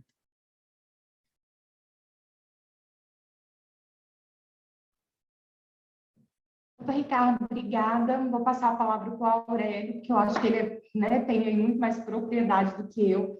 Realmente, eu estou aqui hoje a nível de aprendizado, queria agradecer e pela explanação, parabéns. E, Aurélio, é com você. Beleza, Elisa. Obrigado. Primeiramente, cumprimentar aí o doutor Ricardo, né, nosso colega, pela exposição, proveitosa exposição, né, sobre essa relação aí da LGPD no mercado imobiliário. Eu gostaria, assim, só de fazer algumas colocações. Inicialmente, eu queria fazer assim, um comentário um pouco mais genérico mesmo, né, para quem está realmente assistindo, dessa necessidade de realmente haver uma mudança de mentalidade, né? Inclusive por parte da advocacia, porque as pessoas precisam realmente mudar o chip, né? Trocar o chip, entender. Então, a gente até mencionou que houve, de certa forma, assim, um esfriamento, né, da preocupação em relação ao LGPD. No momento inicial estava todo mundo assim ensandecido, em busca, inclusive, de profissionais para poder fazer a adequação. Depois, a autoridade nacional com uma certa letargia ainda, né? A gente não tem assim muitas notícias ainda de grandes atuações por parte dela. E aí o pessoal já ficou um pouco mais assim, digamos, um pouco mais acomodado. Mas o fato é que realmente a gente precisa ter essa mudança, inclusive partindo de uma noção abrangente do que é o próprio tratamento de dados pessoais. É porque eu vejo isso muito porque, inclusive, assim, eu já dei aula, assim, já tem... Quando começou o pessoal a discutir assim, mais efetivamente sobre a questão da Lei Geral de Proteção de Dados, eu estava, à época, lecionando na Contagem, eu já falava com os meus alunos sobre essa questão, e o pessoal às vezes confunde muito, eu vejo os próprios advogados confundindo, porque, por exemplo, se tem lá o advogado, vamos dar um exemplo assim, caricato, um advogado assim, velhinho, que tem lá aqueles armários, né, de ferro, assim, aquela coisa horrorosa que a gente não usa, né, mas tem gente que usa, né, aquele armário horroroso, verde, né, aquele de aço, né, ferro, sei lá o que é aquilo. E ele tem lá um monte de pastinha, né, pastinha com lá os dados do cliente. O que é isso para a LGPD? Tratamento de dados pessoais. Isso é tratamento de dados pessoais. Por quê? Porque isso é armazenamento. Então, se você está armazenando, você não precisa fazer nada com os dados pessoais. Você está fazendo o armazenamento e, consequentemente, dentro do conceito abrangente da própria Lei Geral de Proteção de Dados, isso é uma situação de tratamento de dados e, consequentemente, se você não tiver dentro daquelas hipóteses de exclusão, você está fazendo tratamento de dados pessoais. Né? E aí o doutor Ricardo bem disse, né, sobre a questão de condomínio, até isso que eu queria mais assim, discutir, até porque o doutor Ricardo já falou muito sobre essas questões de imobiliário, né? Eu até peço aí o auxílio, né, doutora Ana Paula, doutora Elisa, doutora Alcélia, se mais alguém quiser colaborar conosco aí, mais assim focado na questão do condomínio mesmo, mas o condomínio, embora tenha essa discussão, tem inclusive uma pretensão aí legal de transformar, enfim, o condomínio numa PJ, né, para poder acabar com essa discussão de é um ente despersonalizado e tal. O fato é que o condomínio faz tratamento de dados pessoais, e é realmente um ambiente que tem configuração até empresarial, dependendo do condomínio. Então, nós temos condomínios, por exemplo, em Belo Horizonte, ali perto do futuro estádio do Atlético, nós temos condomínio ali de mais de 1.200 apartamentos. Né? Então, é uma mini cidade. Né? Nós temos o caso do JK, por exemplo, que é muito famoso, né? Que é também uma mini cidade. Então, quer dizer, só o volume financeiro e todas as questões que envolvem, a gente pode dar uma configuração realmente de uma cidade ou de uma empresa. E é lógico que eles fazem tratamento de dados pessoais. E a grande questão é o que eles fazem com esses dados pessoais. Então, por exemplo, você vai fazer a emissão de boletos, aí geralmente tem lá... Agora está uma onda, né? Tem as modinhas, né? O pessoal agora está com um negócio de instalação de medidor de água individual, negócio de gás individual, e agora também tem outras coisas, né? Uma situação lá de garantidoras, né? Tem lá as empresas garantidoras e tal. Quer dizer, eles vão trocando, fornecendo os dados pessoais que não são deles. O dado pessoal é do titular, ponto. O dado pessoal é meu, do Aurélio, né? Doutor Ricardo, doutora Ana Paula, doutora Elisa, por aí vai. E aí eles vão fazendo essas transferências assim, sem exatamente essa preocupação com a finalidade, aí entendida não de uma forma mais de regra, mas como realmente assim, um princípio, né? Vamos pensar na finalidade como um princípio, uma orientação. Para que você está fazendo? Então, eu ligo para pedir uma pizza, por que o sujeito fica perguntando lá se eu tenho filho, se eu não tenho? né? Quantos cachorros que eu tenho em casa, qual que é meu carro. Eu estou pedindo uma pizza, eu quero pedir a pizza, ponto. Né? Você vai falar, eu quero frango com catupiry, ponto. Você não precisa saber qual que é a finalidade e o que é necessário. Você precisa saber onde que eu moro para você mandar a pizza, ponto. Você não precisa saber de, né, o que é meu plano de saúde e tal. Então, quer dizer, são algumas coisas muito básicas que as pessoas não entenderam ainda. Né? Então, assim, eu acho que precisa trocar o chip, a advocacia precisa trocar o chip, que a gente faz tratamento de dados pessoais e, em muitos casos, dados pessoais sensíveis, né? Exatamente por querer, porque envolve questões que podem, em algum momento, gerar algum tipo de constrangimento, preconceito, etc., né? Aí tem até uma discussão também, né, doutrinária sobre se aquele rol ali de dados pessoais sensíveis é um rol taxativo ou mais abrangente, né? Tem até uma discussão sobre isso, mas é uma discussão, assim, por enquanto, mais teórica e tal. Mas o fato é que tem toda essa discussão, né? Então, primeiro, acho que a gente precisa trocar realmente o chip e entender. Aí, agora, assim, tratando de questões mais objetivas, eu queria, assim, só levantar a discussão, né? Que eu fiz aqui algumas considerações, algumas anotações durante a exposição do Dr. Ricardo, fui pensando aqui algumas questões. Primeiro, que eu gostaria de levantar, aí só uma pergunta mesmo, tá, gente? Não é uma afirmação, mas se haveria necessidade de haver uma adequação da normativa condominial em relação ao tratamento de dados pessoais. Eu não falo da LGPD, porque LGPD é uma sigla, né? Então, daqui a pouco pode surgir uma outra sigla, né? Ou uma outra lei, etc., né? Mas em relação à necessidade de regular o tratamento de dados pessoais no ambiente condominial, eu preciso alterar a convenção, eu preciso alterar o regimento interno, eu tenho uma opinião quase formada sobre isso, né? Então, assim, que quando teve o novo Código Civil, aí eu não estava ainda no mercado imobiliário, mas assim, a gente escuta, né? Que o pessoal fala, a gente lê e tal. Agora alterou o Código Civil, a gente precisa alterar as convenções, atualizar, né? O pessoal até vende, vamos atualizar a convenção de acordo com o Código Civil. Aí vem, por exemplo, o CPC, que alterou a questão de citação de condomínio, vamos alterar com base no CPC. Agora vem a LGPD, vamos alterar com base na LGPD. Mas então a primeira indagação aí para os colegas seria essa. Aí eu vou fazer na sequência, depois quem quiser aí manifestar, o doutor Ricardo, enfim. Primeira observação é essa, né? A primeira reflexão. Segundo, se nesse ambiente condominial também, se o condomínio ele precisaria de um consentimento, aí a gente teria que dividir consentimento do usuário externo. Então, para dar um exemplo clássico, o sujeito chega num prédio comercial, ele é quase que revirado, né? Dependendo do prédio, você é quase que revirado, né? Você bota lá o seu polegar, você bota lá as 5 digitais, você mostra a sua carteira de identidade, eles né, fazem quase que está parecendo que você está entrando num presídio, né? Daí é lógico, aqueles dados estão sendo captados. Isso é tratamento de dados pessoais? Pela lei, eu não tenho dúvida nenhuma, porque você fez a captura e fez o armazenamento, acabou. Isso é tratamento de dados pessoais, ponto. Aí pergunto, isso seria uma operação que exigiria consentimento ou isso estaria dentro de um exercício, né?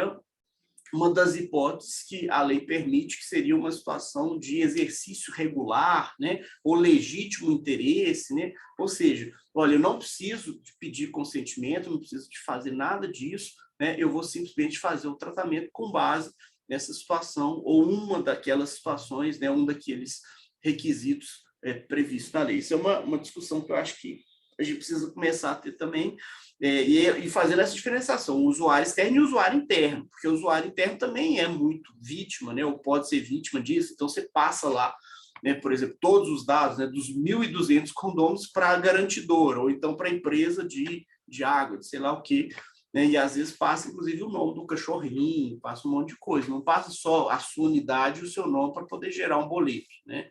Então, me parece que essa discussão também é uma discussão que a gente pode considerar cara, né, para a gente que é da advocacia imobiliária. E, por fim, aí, até pegando um gancho assim, numa fala que o doutor Ricardo falou também sobre o DPO, né? Esse nome bonito, né? que o pessoal adotou, né?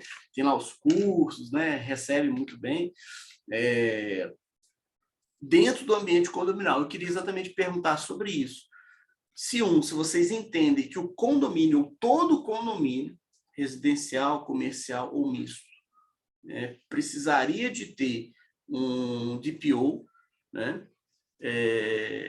E, em complemento, o que vocês têm visualizado disso, né? Dessa discussão? Se está havendo algum tipo de movimentação, porque eu, particularmente, eu não vi nenhuma movimentação em relação a isso, né? Porque a gente sabe que o DPO, por exemplo, o sujeito ganha lá 10 mil reais, 15 mil reais, 20 mil reais, 30 mil reais, mas é o cara que trabalha numa grande rede, etc. Né? Agora, se você tem uma demanda, por exemplo, o sujeito vai ficar o tempo todo no condomínio, é evidente que não. Ele vai ficar lá, prestar uma consultoria, talvez lá, mensal, para poder ganhar, sei lá, 500 reais, R$1.000, R$2.000 e tal, por cada condomínio, né? Mas ele vai trabalhar para 10 ou 20 ou 30, né? E, enfim, desempenhar aquelas atividades de forma que o condomínio também não vai ter um custo lá de 30 mil reais com o DPO, porque só se fosse um JK da vida para poder conseguir pagar isso, né? Enfim, não faz sentido. Bom, eram essas as considerações. Desculpa aí, gente, porque eu empolgo com esses negócios e coisa de professor, né? A gente vai discutindo e tal. Mas eu queria aí, se possível, né, a opinião dos colegas aí, porque são questões que realmente assim, me deixam um pouco amargurado e preocupado ainda.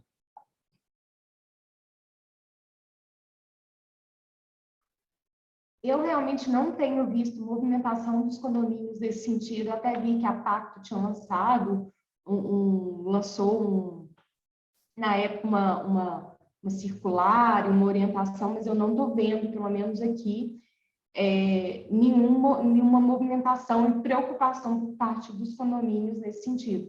Entendo, sim, que o condomínio, mesmo essa questão da despersonalização, mas ela trata de dados sensíveis e a gente vê como até o doutor Circo Pertini colocou aqui para a gente semana passada, tem muito condomínio aqui em Belo Horizonte, por exemplo, que arrecada muito mais do que cidades do interior, então são grandes empresas e podem ser consideradas, né, pelo volume de movimentação e tudo muito grande, ainda mais esses grandes condomínios. Eu entendo, sim, que tem que ter esse cuidado com os dados, com esse tratamento de dados, sim, inclusive, e aí a gente vai levando no sentido de ter, sim, um profissional responsável, um DPO aí, responsável por isso. Não aquela pessoa ali dentro, que está dentro do condomínio só para isso, mas eu entendo que teria, sim, que ter. Eu também entendo que tem que realmente ter o tratamento, porque ele tem todos os dados. Qualquer condomínio que tem uma certa segurança, quando a gente vai, ele pega os nossos documentos, não precisa nem ser, como o seu exemplo mesmo, Aurélio, não precisa ser uma pessoa que está ali, que é o condômino, ele está indo, vai ao médico, ele entra num condomínio comercial e aí a gente mostra documentos e esses dados têm que ser tratados, porque ficam armazenados. Aqui em Belo Horizonte, realmente, eu não vi ninguém se atentando a isso. E eu entendo que eles teriam que ter, a partir de agora, quando eles solicitarem, pedir o consentimento, sim. Mas aí é um entendimento meu, né? Eu não sei como que você vê essa situação, mas eu acho que a partir de agora vai caminhar para esse sentido. Não entendo que tem que alterar a convenção, eu entendo que do jeito que está não teria essa necessidade, mas o tratamento e adequar todas as normas para adequar à lei, sim. A LGPD, sim, isso tem que ser feito pelo condomínio. E aí eles vão contratar terceirizados que vão fazer esse tratamento, como eles contratam a administradora, e aí eles vão terceirizar, não vai ter um empregado do condomínio, porque realmente o custo é alto.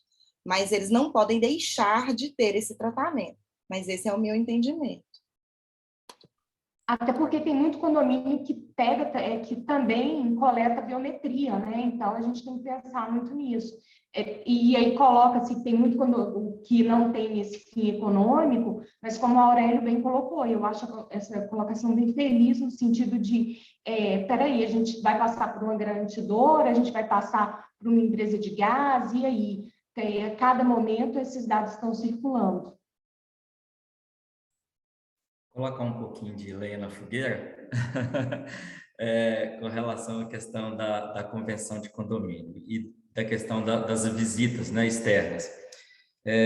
A autoridade nacional, ela precisa estabelecer, né, a obrigatoriedade do DPO, em que tipo de empresa, em que tipo de situação, porque ele sabe que não vale para todos, a regra não pode ser comum, igual para todos, né? Então, ele vai precisar criar regramentos próprios, internos, e, aliás, essa é uma das funções da autoridade, regulamentar, né, as questões especiais, específicas da Lei Geral de Proteção de Dados, e ele fará isso. É muito difícil você exigir o consentimento escrito toda vez que a pessoa chega na portaria do prédio. Há prédios que formam-se filas enormes, e como é que você vai fazer? Porque a pessoa precisa ler, né? Ela precisa ler, ela precisa compreender. A pessoa que está oferecendo para ela ali, coletando os dados dela, precisa estar treinado, capacitado sobre Lei Geral de Proteção de Dados, e não é uma situação tão fácil assim, né? Então, eu imagino que a autoridade encontrará uma flexibilização ali nessas situações e considerar válido o consentimento tácito. Olha, você quis entrar, e para você entrar você precisava me fornecer, portanto, imagino que isso vai acontecer, né? Mas hoje, o que está disposto na lei, pelo que está exposto hoje, eu entendo que a mudança na convenção ou no regimento interno, que são as duas regras previstas no Código Civil como sendo de eficácia para todos, né, que pertencem, que compõem o condomínio, não haverá outra forma de eu cumprir a LGPD, do meu dever de informar por que eu estou coletando os dados, com quem eu vou compartilhar os seus dados, tudo que nós falamos aqui hoje durante toda a noite, se não for no regramento, é que todas as pessoas que chegarem já saibam que se sujeitam a ele, né? Todos os novos condôminos, as novas aquisições de unidades que forem feitas, as pessoas já sabem que terão que se adequar. E de que forma eu vou fazer, eu vou dar essa informação se eu não alterar as normas que eles falam que é aquilo que é a lei do condomínio, né? A que todos se sujeitam, e tem que tomar conhecimento antes de adquirir a unidade, né? Porque para entender se aquele condomínio atende, nós até falamos aqui na minha primeira apresentação sobre a questão do Airbnb, né? Que agora eu preciso consultar se o meu negócio é investimento em locação de curta temporada, eu tenho que saber se a convenção permite o Airbnb, porque foi essa a decisão do STJ, né? Então vai passar a ser também em relação aos novos condomínios, eu não tenho dúvida, o termo de tratamento de dados deve constar da convenção de condomínio. Agora, em relação aos que já estão aí, a situação complica um pouco e vai precisar da intervenção da autoridade, igual acontece, por exemplo, com as imobiliárias que têm 40, 50 anos de mercado, que possuem um banco de dados de mais de 50 mil clientes, em que na época não existia LGPD. E o que eu vou fazer com eles agora? Né? Então, eu entendo que a autoridade nacional vai estabelecer, né, esta flexibilização em algum caso, e eu espero que isso aconteça, porque senão a lei, ao invés de ser boa, ela passa a ser uma lei que vem para prejudicar o funcionamento das coisas. E eu penso que isso não pode acontecer. Eu acho que não era essa a intenção do legislador.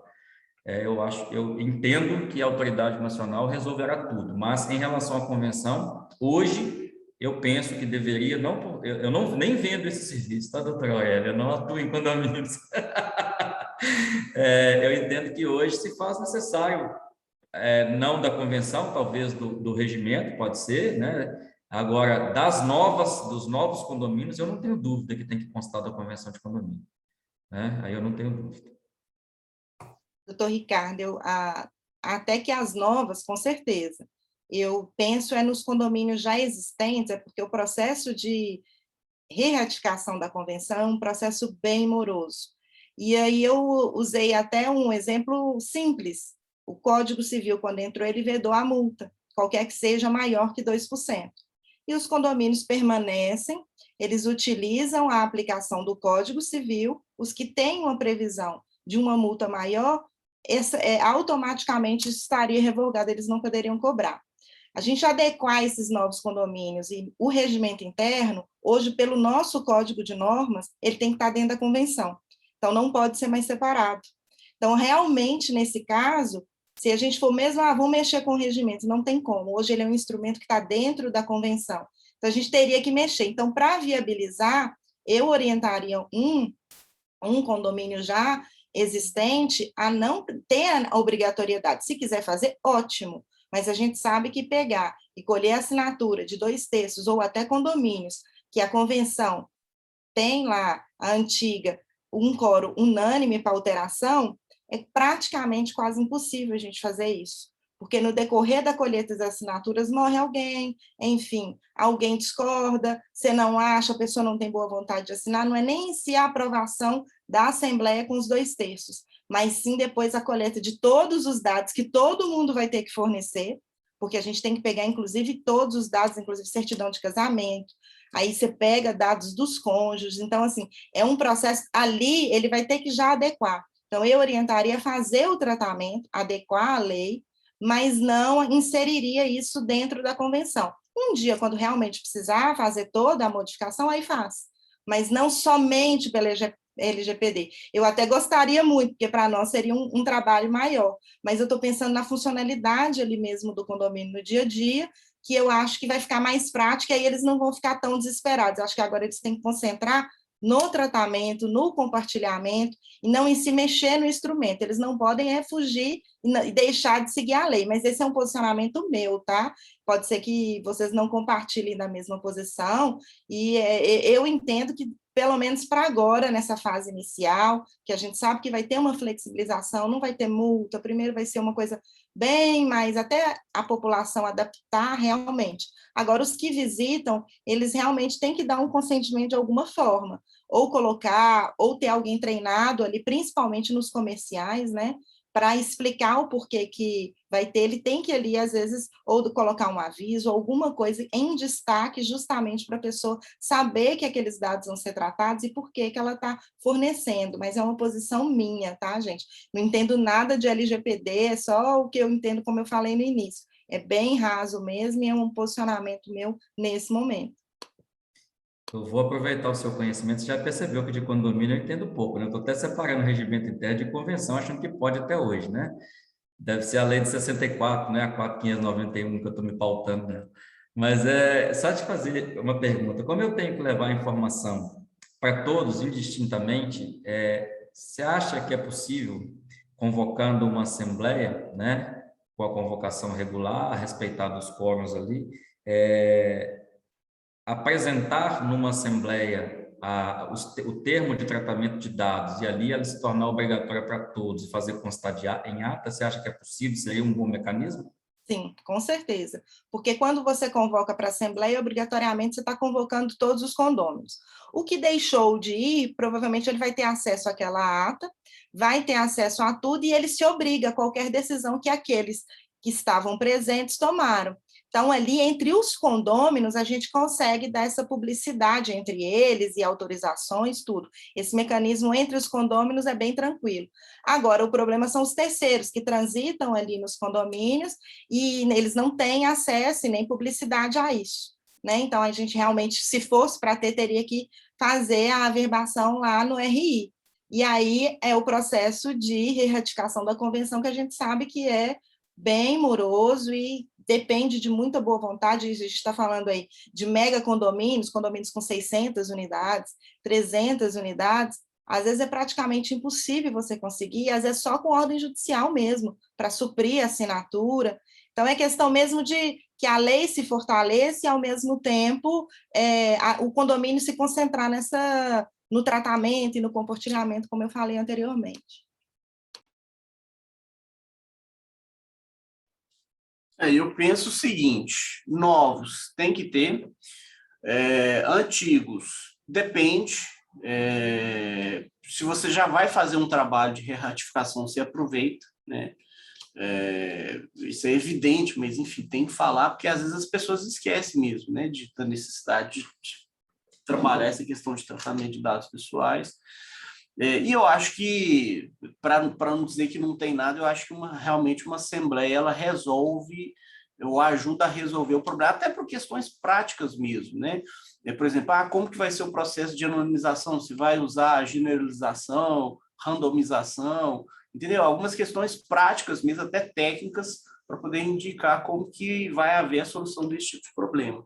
E, de repente, não sei, eu acho que eu até daria uma sugestão aí para a própria AMAD, né, como associação já existente há um certo tempo, de repente a gente encaminhar aí sei lá, um ofício, alguma coisa, né, a própria autoridade nacional, no sentido de formular uma consulta, né, sobre a aplicabilidade, né, e sugerir, talvez, exatamente uma regulação mais específica, porque vamos alterar a convenção. Aí você altera a convenção com base na Lei Geral de Proteção de Dados, achando que a autoridade vai interpretar de uma determinada forma, e depois ela interpreta de outra e você tem que alterar a convenção de novo, e entra nesse problema que a Ana Paula falou. Porque realmente o processo é moroso, às vezes você fica mais de 1 ano, 2 anos para poder reratificar, aí depois você precisa reratificar de novo, né, por causa, às vezes, de uma interpretação, porque a NPD ela tem esse caráter fiscalizatório e consultivo, né? Então, daria até sugestão à nossa presidente, Elisa, de repente a gente pensar alguma coisa nesse sentido, né? A associação encaminhar, né? Porque é do nosso interesse, é do interesse da advocacia mineira e a rigor de todos os condomínios, né, residenciais e comerciais, para poder ter mais clareza em relação a isso, né? Só uma sugestão que fica aí. Para não falar que eu não colaborei com nada nessa noite, né? Você não Aurélio, fez bem nada, importante. Aurélio. Você foi moderador, mas você não falou nada, você fez nada. Aurélio, muito importante essa colocação e essa reflexão também em relação a isso. Até porque o processo, essa alteração, depois do Código de Normas, a alteração ficou, né, muito complicada e os cartórios têm exigido cada vez mais dados e minuciosos, então a gente sabe que a dificuldade grande ali para fazer essa reivindicação. Achei interessante, sim, a gente ainda nesse ofício pensava ver qual o caminho que a gente pode tomar aí e fazer essa consulta, porque eu acho isso bem interessante. Importante também, né? Até facilita isso para quem atua e milita aí com condomínios, que é o nosso caso. Enfim, mais alguma pergunta, mais alguma colocação? Eu tinha colocado até no bate-papo, deixa eu ver se alguém deixou, mas não deixou, não. Não. Eu coloquei aqui, eles não escreveram, não. Bem, Muita gente entrou, muita gente saiu, transitou muito. Mas, assim, eu achei muito válido o debate, a exposição do Ricardo, assim, como sempre, muito minucioso, trouxe para a gente uma visão bem aprofundada. A Aurélia acrescentou com essa parte de condomínios, porque eu acho que é muito importante a gente começar a se pensar nisso, porque eu acho que na hora que explodir, que vier realmente ali, os condomínios vão ficar muito perdidos com relação a isso, e a gente já tem que ter o nosso posicionamento. Mas eu queria agradecer a todo mundo que participou. Acho que a gente pode encerrar, né, e já fica aí já um debate futuro sobre isso. Tenho certeza que a Aurélia vai trazer mais coisas em relação a isso para a gente, sobre condomínios. Acho que bem interessante a Flávia também, que é presidente aí da comissão das questões condominiais também, e levar esse debate e a gente pensar isso em conjunto, o que nós podemos trazer para acrescentar com relação a isso, e de posicionamento e de produção de conteúdo com relação a isso, porque eu acho interessante, porque a gente vai criando também, direcionando os outros advogados e os condomínios de uma forma geral. Mas queria agradecer a Ana Paula pela disponibilidade, ao doutor Ricardo, que né, muito ativo aqui, sempre contribui muito com a AMAD, e os ensinamentos, os treinamentos que ele tem dado para a gente têm sido essenciais, e ao Aurélio pela disponibilidade, todo mundo que participou. Quero só fazer o uso da palavra, presidente, me desculpa, para dizer ao doutor Aurélio o seguinte: ao contrário do que o doutor Aurélio disse, eu vou para casa de bagagem cheia, viu? Mesmo vou para casa de bagagem cheia. e foi muito produtivo para mim, tanto é que eu estou com muito prazer aqui até agora, quase 10 horas da noite, e se deixar, eu acho que a gente abre o vinho por aqui mesmo e não vai ninguém embora, né? Mas eu estou indo para casa feliz e de bagagem cheia.